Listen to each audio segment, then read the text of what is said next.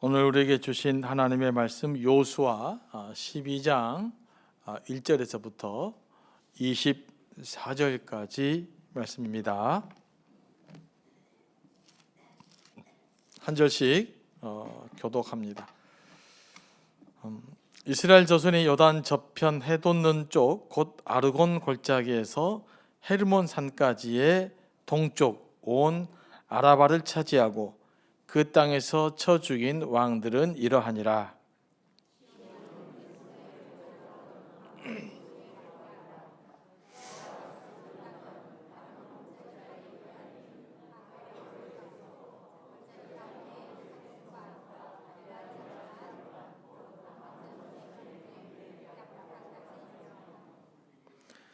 또 동방 아라바 긴네롯 바다까지이며 또 동방 아라바의 바다 곧 여메의 베저시몬으로 통한 길까지와 남쪽으로 비스가 산 기슭까지이며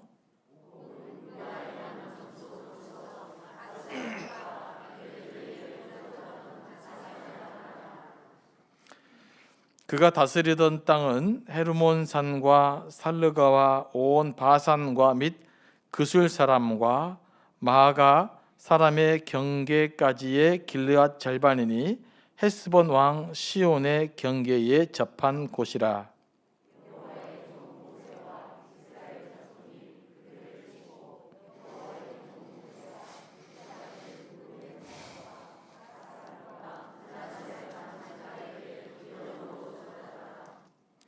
요수아와 이스라엘 자손이 요단 이편 곧 서쪽 레바논 골짜기의 바알가데서부터 세일로 올라가는 곳 할락 산까지 쳐서 멸한 그 땅의 왕들은 이러하니라.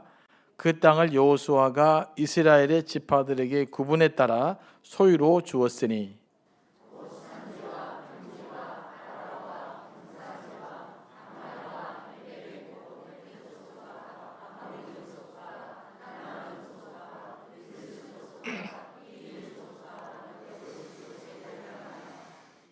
하나는 여리고 왕이요 하나는 베델 곁에 아이 왕이요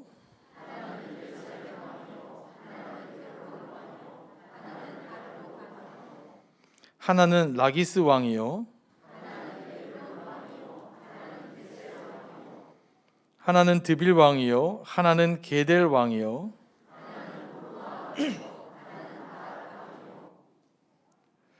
하나는 림나 왕이요 하나는 아둘람 왕이요 하나는 답부아 왕이요 하나는 헤벨 왕이요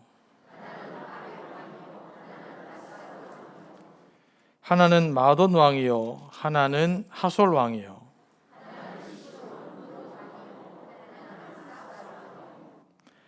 하나는 다아낙 왕이요 하나는 무기또 왕이요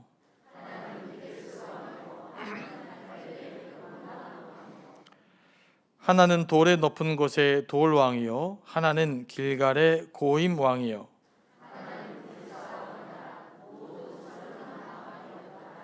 아멘. 말씀을 위해서 기도합니다. 성령 하나님, 이 시간도 우리를 감동하여 주시고 우리에게 필요한 말씀으로 채워주시고 우리를 향한 주님의 음성 듣게 하여 주옵소서. 예수님의 이름으로 기도합니다. 아멘. 자, 오늘은 또 성경 말씀 보면 그 지역 이름, 왕 이름 뭐 그냥 뭔가 머리 복잡한 이름들이 많이 있죠. 하지만 오늘 12장 굉장히 중요한 말씀이에요. 성경에 있어서는 여호수아를 크게 두 부분으로 나누면 1장부터 12장까지 하나님께서 이스라엘에게 주신 땅인 가나안 정복을 요약한 거예요. 어디까지 이스라엘 백성들이 가나안을 정복했는가, 이런 부분 내용입니다. 그리고 이제 13장 이하부터는 이스라엘이 정복한 가나안 땅을 분배한 내용이 이만큼, 어디 땅은 어디에게 분배하고, 그래서 이 부분은 여러분들이 읽으실 때 그냥 너무 깊이 읽지는 마시고 이렇게 쭉 읽어가면 되는데 12장은 굉장히 중요한 위치를 갖고 있습니다. 12장 이스라엘이 정복한 땅을 정리하는 차원에서 그 왕의 목록들이 기록되어 있어요. 그러니까 이스라엘 땅을 정복했다라고 하지 않고 이스라엘의 왕을 주겠다라고 하면서 이제 뭐 예루살렘의 왕을 죽였다라는 말은 예루살렘 왕을 정복했다는 뜻이겠죠. 자, 그런 의미에서 이스라엘 백성들이 정복한 땅을 쭉 열게 했는데 그 왕을 제거했다, 이런 표현으로 사용되어 있습니다. 그럼 이스라엘이 이 가나안 땅을 어떻게 정복했는지 감은 안 오죠. 성경 봐가지고 그림으로 봐야 됩니다. 여러분들 사진 하나 보여드리겠습니다. 이게 지금의 이제 이스라엘 땅입니다. 이제 이렇게 봐야 되겠죠. 네. 그러면 이렇게 이제 이쪽이네, 저쪽 보면 이게 좀 헷갈리네요. 네. 여기 노란 쪽 선이 저 이스라엘 땅입니다. 그리고 이스라엘 왼쪽 하얗게 된 거 요르단, 저 밑에는 넓은 이집트, 그 다음에 그 위에가 보면 또 시리아 있죠. 레바논 있습니다.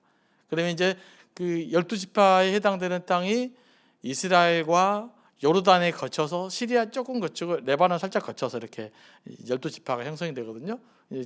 지도 다시 한번 보겠습니다.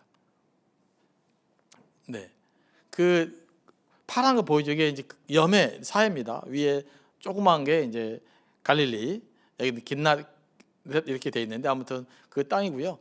그 강을 주변으로, 그러니까 사해와 갈릴리 호수 중심으로 이쪽은 지금 이스라엘과 똑같습니다. 그런데 이제 요단강 동쪽 지파죠. 요단을 기준으로 했을 때 서쪽이 이스라엘이고 지금 요르단, 우리나라 요르단에서 2대0으로 졌잖아요. 그 요르단, 그 지역입니다. 그래서 그 지역에 이제 므낫세 반지파, 갓지파, 루벤 지파가 형성이 됐어요. 이게 초기에 이제 가나안 정복했던 여호수아 시대 때 이스라엘의 땅입니다. 이렇게 이제 모세와 함께 갓, 루벤, 므낫세 동쪽 정복하고 여호수아가 함께 저쪽에서 다 이스라엘 정복했던 당시 초기에 이제 12지파의 땅이 이렇게 되어 있었다라고 생각하면 됩니다. 그러니까 이제 지도는 넘겨주셔도 되고요. 그러니까 당시 이스라엘 땅이 어디냐? 그러면 지금 이스라엘과 요르단 이렇게, 그리고 지금은 시리아와 레바논에 거쳐 있었던 땅이 당시 모세와 여호수아를 통해서 정복했던 땅이다. 이렇게 머릿속에 이렇게 이제 그려지면 되는데, 이제 불행하게도 요단 동쪽에 있던 땅은 아예 이미 다른 나라가 돼버렸고, 이쪽 서쪽만 이스라엘이 남아 있었던 것이죠. 그래서 초기에 자리를 잘 잡아야 돼요. 그래서 자리를 잘못 잡다 보니까 그 나라 아예 그냥 요르단 땅이 돼버렸죠. 이스라엘 흔적도 찾을 수 없는 그런 지역이 되고 말았습니다. 아무튼 12장에는 여호수아와 이스라엘이 정복했던 왕을 정복했다라고 나오지만 모세가 죽기 전부터 그 다음에 왕들 언급되어서 여호수아 때까지 정복했던 땅들을 이제 기록해 놓고 있어요. 그러니까 이제 출애굽 이후의 가나안 정복은 모세로부터 시작을 해서 여호수아가 완성한 것입니다. 여호수아가 모세의 리더십을 바톤을 이어받아 완성한 것이죠. 여기서 이제 리더십의 원리를 한 가지 발견할 수 있는데, 최고의 리더십은 어디에 있느냐? 최고의 리더는 결국 최고의 리더를 세우는 자가 최고의 리더십이라고 합니다. 그러니까 누군가 진정한 최고의 리더냐? 최고의 리더를 세우는 사람이 리더예요. 그런데 그렇지 않고 나만 똑똑해요. 그리고 다음 세대를 키워내지 못했어요. 이거는 좋은 리더가 아니라고 그럽니다. 그러니까 내가 마무리할 때 정말 훌륭한 리더를 키워서 세우는 것이 진정한 리더입니다. 자, 그런 의미에서 모세는 자기가 시작했던 과업을 누구를 통해서 완성했습니까? 여호수아를 통해서 완성했기 때문에 본인도 훌륭했지만 훌륭한 리더를 세울 수 있는, 그야말로 리더십장에서 보면 최고의 리더의 역할을 감당했던 것입니다. 이게 이제 우리나라에 필요한 것이 이런 리더십이죠. 우리나라의 최고 약점이 뭡니까? 리더가 리더를 안 키워요. 없어요, 리더가. 그 다음에 특별히 그러다 보니까 늘 문제가 많이 생겨요. 이 시대가 끝나면 다음번에 바톤을 이어받은 사람들이 그다음 다음번에 정권을 잡는다 이러면 이게 너무 혼동스러운 거예요. 리더를 키워놓지 않았기 때문에. 그러니까 자질이 안 된 사람이 리더십을 역할을 하다 보니까 여기저기 막 문제가 생기기 시작을 한 겁니다. 그래서 이제 건강한 공동체는 뭐냐? 건강한 리더십이 뭐냐? 이 리더가 다음의 리더십을 세워가는 것입니다. 그런 의미에서 볼 때 우리는 또 우리 다음 세대의 리더십을 세워야 되지 않습니까? 그리고 우리가 그런 의미에서 이제 40대, 참 요즘 40대들이 어려워요 보니까. 우리 교회는 어려운 것이 아니라 다 어렵더라고요. 모임제도 안 되고. 하지만 기도 가운데 이제 30대, 40대가 또 세워져 가야 될 줄로 믿습니다. 이게 우리의 나름대로 이제 우리 숙제가 돼야 될 줄로 믿어요. 30대와 40대들이 우리 교회에 많이 전도될 수 있도록, 그분들이 자세를 잘 잡아가시도록, 그분들이 어떤 역할을 갖고 일하시도록 어떤 기반을 만드는 일들을 이제 우리가 조금 더 적극해야 될 줄로 믿습니다. 그래야 우리가 진정한 그 지도력을 발휘하는 사람이 될 수가 있어요. 그러니까 좋은 리더를 잘 세워가는 것, 이게 앞으로 우리의 숙제가 될 줄로 믿고, 또 다음 세대를 잘 세워가는 것이 우리 또 다른 숙제여야 될 줄로 믿습니다. 이제 그 일들을 잘 감당해야 될 줄이 있는데, 그 여호수아 같은 지도자를 세워야 됩니다. 갑자기 뭐 이상한 막 옛날에 뭐 다른 사람 잘못 세우면 안 되는 거예요. 그 리더를 세운다고 그래서 아무나 세워서는 안 되는 겁니다. 좋은 사람, 훌륭한 리더들 잘 세워가시도록 여러분들이 기도하셔야 되고요. 또 그것을 위해서 함께 또 열심히 기도해야 될 줄로 믿습니다. 요단강은 지금 같은 요르단 동쪽이지요. 그래서 당시에는 이제 이 지역을 다스리는 왕이 아까 지도에 봤지만 요단강 저쪽 두 지파 반이 장악했던 땅, 지금의 요르단 땅이죠. 이제 이 지역을 다시 주된 왕이 두 사람이 있었는데, 한 사람이 바로 성경에 기록된 대로 헤스본 왕이고, 그 다음에 헤스본 왕 시온과 그 다음 바산 왕 옥이에요. 이게 이제 그 지역이 가장 힘 있는 나라들이었습니다. 그래서 이제 그 나라들 정복했다라고 기록되어져 있습니다. 그런데 이 헤스본 땅, 아까 요단강 동쪽이라고 보죠. 여기는 원래 이스라엘이 정복 대상이 아니었어요. 이스라엘이 정복해야 될 땅은 요단강을 건넌 지금 이스라엘 서쪽 이쪽 땅이었거든요. 그런데 이제 그래서 거기에는 원래 관심 있었던 것은 아니었는데, 이제 모세와 이스라엘 백성들이 광야 생활을 마치고 이제 가나안 땅에 들어가기 북진하는 과정 속에서 뭘 이야기하냐면, 우리가 좀 그쪽을 지나갈 테니까 땅을 좀 비켜달라고 그럽니다. 그런데 헤스본 왕이 니들이 뭔데 비켜주냐라고 전쟁을 일으켰어요. 그래가지고 헤스본 왕이 이스라엘을 막 지게 되죠. 그때 또 바산 왕 옥이 또 여러 나라들 연합해갖고 이스라엘과 또 싸워요. 그래서 그 사람들이 또 이스라엘한테 지게 됩니다. 그래서 본의 아니게 이스라엘의 그 두 지역을 정복하게 된 거예요. 정복하게 되다 보니까 여기에 관심을 안 가지면 괜찮은데, 이제 루벤 지파, 갓 지파, 므낫세 반 지파 사람들은 신명기에서 보면은 그들의 가축대가 심히 많았어요. 가축대가 매우 많았는데 거기가 하필 목초지가 풍부한 땅이었단 말이에요. 그러다 보니까 이 세 지파 이제 사람들이 모세에게 부탁을 해요. 우리 가축대가 이렇게 많은데 또 저쪽 땅에 가면 좁을 것 같으니까 여기서 좀 우리가 정착했으면 좋겠다라고 이야기를 하죠. 그래서 이제 모세가 허락을 해줍니다. 그래서 루벤 지파, 갓 지파, 므낫세 반 지파 중에서 가축대가 많은 사람들은 그쪽에 머물게 돼요. 소유가 많아서 거기에 머물게 된 거죠. 그런데 역사적으로 보면 소유가 많아서 가축대가 많아서 그 땅에 머무르게 되는데 결국 거기는 빨리 망하게 되고 말았습니다. 역사적으로 사라져버려요. 그러니까 우리가 물질적인 풍요를 위해서 쫓아가는 것, 그걸 위해 선택하는 것이 꼭 좋은 선택은 아니에요. 그렇잖아요. 잠시 번영하고 망한 것보다는 이스라엘 척박한 서쪽으로 넘어가지고 죽을 고생 타고 살지만 아직까지 살아남아있잖아요. 뭐가 축복이겠어요? 잠시 누리는 그냥 기쁨이 축복이겠어요? 이렇게 수천 년 동안 그 명맥을 이어오는 것이 더 큰 축복이겠어요. 그런 의미에서 이제 참 그 가축이 많아서 또 풍부한 땅을 만나서 그들의 필요를 채워준 땅을 선택했으나 오히려 그것은 그들에게 그렇게 좋은 선택이 되지 못했다는 거, 우리가 중요한 교훈으로 가질 필요가 있습니다. 그러니까 우리 현실적인 문제를 즉각 채워준다고 그래서 그것이 꼭 영적으로 유익하냐, 이건 좀 다른 문제일 수 있다는 것입니다. 그래서 그것보다 오히려 하나님의 뜻을 따르는 길이 더 좋은 선택이다, 더 롱런하는 길이다, 더 장기적인 길이다라는 것을 우리가 기억해야 될 필요가 있어요. 그래서 주변의 상황을 좀 문제가 어렵더라도 더 본질적인 입장에서 내가 주님을 따르는 훈련들을 자꾸 하시는 것이 더 큰 축복을 받는, 더 장기적인 축복을 받는 길인 줄로 믿습니다. 그 다음에 두 번째, 요단강 서쪽은 지금의 이스라엘과 시리아, 레바논에 겹쳐 있죠. 전쟁이 끝난 후에 여호수아가 이스라엘 지파에게 나누어 준 것입니다. 그리고 이 사건은 이 12장이 왜 중요하냐면요, 이 시장은 하나님의 약속이 구체적으로 이루어져 있음을 증명하는 기록이에요. 그래서 이 12장은 굉장히 중요한 겁니다. 그러니까 미션이 시작돼서 미션이 완수되었다, 다시 말하면 사명 완수 보고서예요. 그러니까 어떤 일을 하게 되면 다 일을 끝나게 되잖아요. 그러면 일을 끝마쳤을 때 마지막 보고서 작성입니다. 그러니까 12장은 여호수아에게 주어진 사명을 잘 끝냈다고 하는 보고서를 갖고 있는 거예요. 그게 굉장히 중요한 겁니다. 하나님이 아브라함에게 한 약속, 그다음 모세에게 한 약속, 이것이 언제 이루어진 거죠? 여호수아 때 이루어진 겁니다. 하나님 아브라함에게 주신 약속이 바로 그 땅이잖아요. 근데 가뭄이 왔고 에집트로 갔다가 다시 왔다가 또 뭐 이렇게 흩어졌다가 뭐 이렇게 이제 시간들을 많이 흘려 보냈던 것이죠.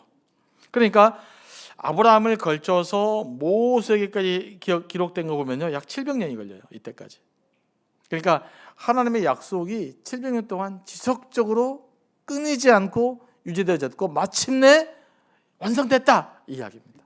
그러니까 하나님의 약속이 성취되었음을 보여지는 본문이기 때문에 이 여호수아에서 가장 어떤 중요한 본문 중에 하나가 바로 12장 본문이에요. 그리고 그것을 역사적 기록으로 문헌으로 기록되어져 있고요. 이게 지금도 성경이 가장 믿을 만한 책 중에 하나잖아요. 역사상 가장 믿을 만한 책이 성경인데 성경의 내용이 기록되어 있어가지고 이 기록이 이스라엘 역사적 근거가 돼요. 그러니까 지금도 니들이 무슨 근거로 이야기를 하느냐? 그러면 이제 성경이 기록되어 있다. 그러면 야, 성경은 종교 문서다. 그러지만 성경은 종교적 문서 이전에 고고학적으로 가장 합리성 있는 가장 신뢰성이 높은 문서거든요. 그래서 실은 성경을 필적할 만한 고대 문서는 현실적으로 존재하지 않아요.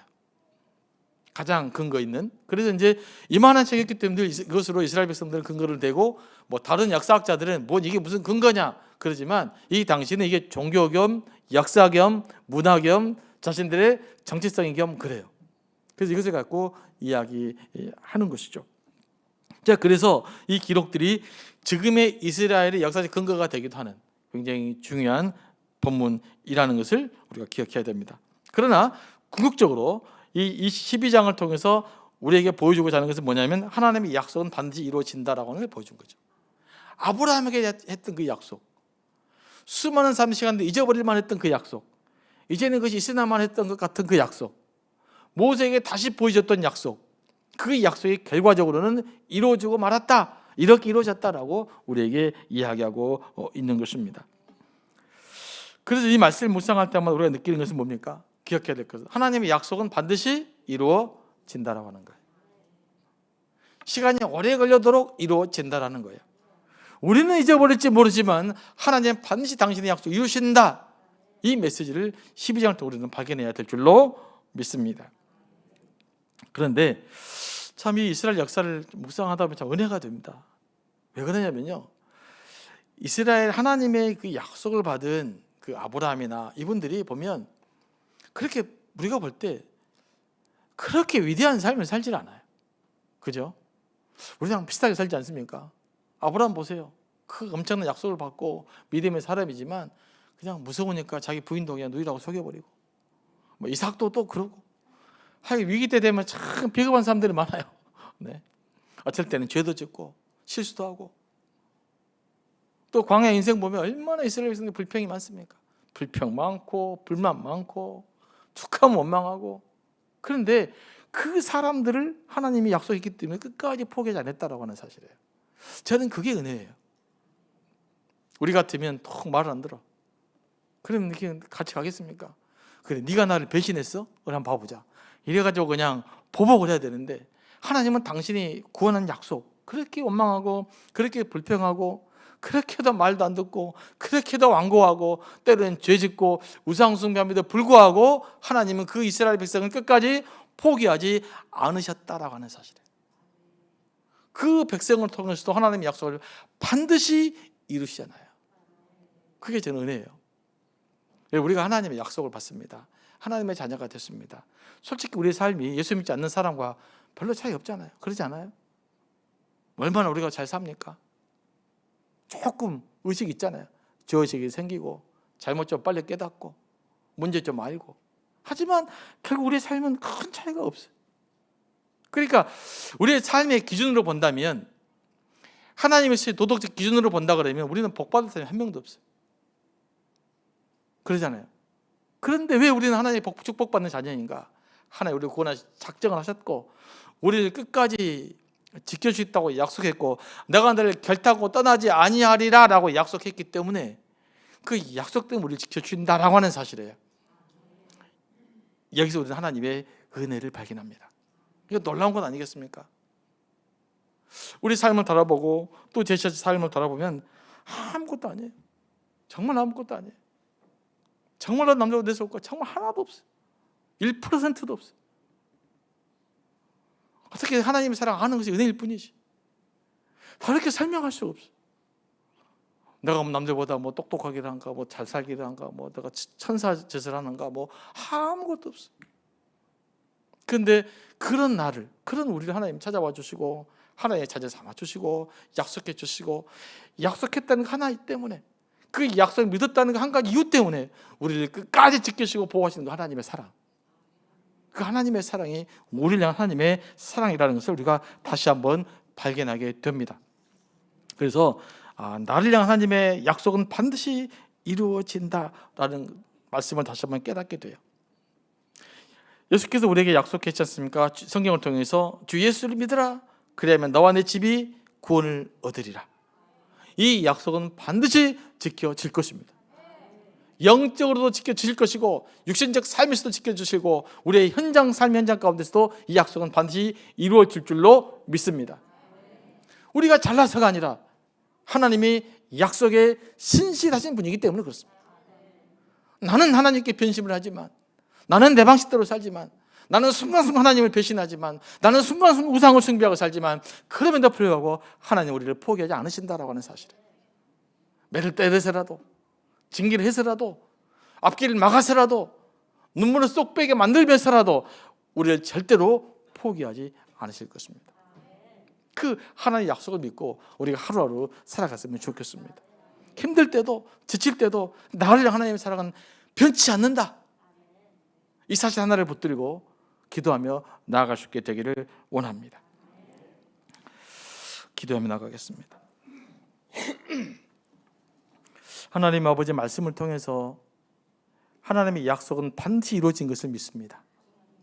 우리는 하나님을 배신하고 우리는 하나님을 떠나고 우리는 순간순간 우상을 숭배하고 순간순간 넘어지지만 그럼에도 불구하고 포기하지 않으시고 또 이렇게 세우시고 또 이렇게 세우신 주님 감사합니다.